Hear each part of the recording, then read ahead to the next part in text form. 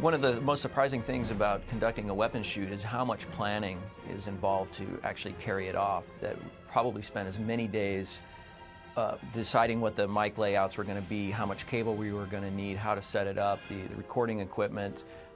Actually, as much time prepping for the event as we spent actually recording it.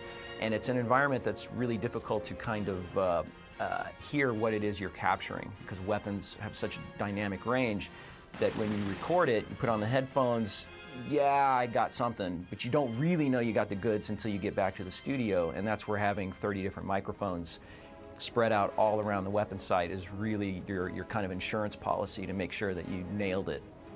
In previous games, generally a weapon would consist of just a gunshot that would then just get a little bit quieter based on the distance that you were from the shooter.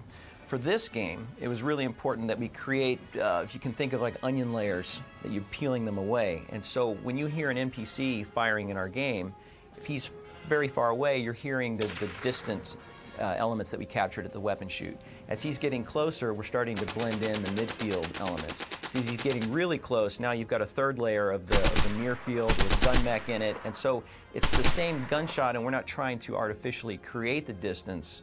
We actually captured it in that way. But to do that, we needed a huge collection of microphones spread out over a great distance so that we could then go back to the studio, resynchronize all the elements, blend them together so that you would get this real seamless sense of distance from near to far. So to capture the near field elements for our weapons, we had mics actually on the shooter, lavalier mics that he would wear.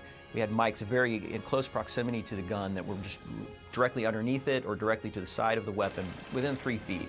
We had other mics, again, pointed very near field, maybe right over the weapon shooter at about 10 feet over his shoulder.